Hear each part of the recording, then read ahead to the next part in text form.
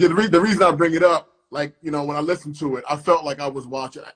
I'm driving in my vehicle now. I'm listening to it. I'm like, I'm watching a movie. I feel like this is a movie. The way you got the guns shooting off, and they're coming they're coming from the woods, and they shoot into the dark, and then you gave the backstory how he even ended up there, and I'm like, wow, this.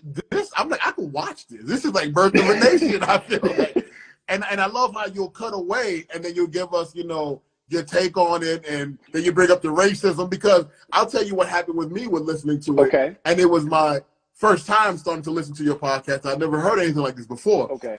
I was so uplifted by how positive and how strong this brother was, but then he had to go home.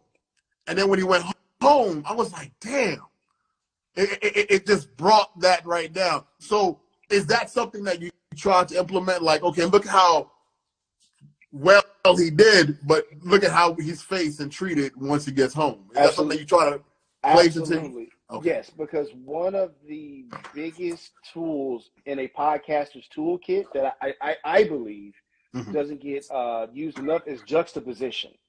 It's putting his valor, his courage, his ferocity on display, and then coming back and being treated like less than, you know, subspecies, you know, not deemed a full human, right? And so, like, it's to purposely show that disrespect and that fall, and a fall that's not by no means any fault of Henry Johnson's, but it's just a situation. Like, we have to highlight how important he was, but also how he was treated, and so we have to remember those stories.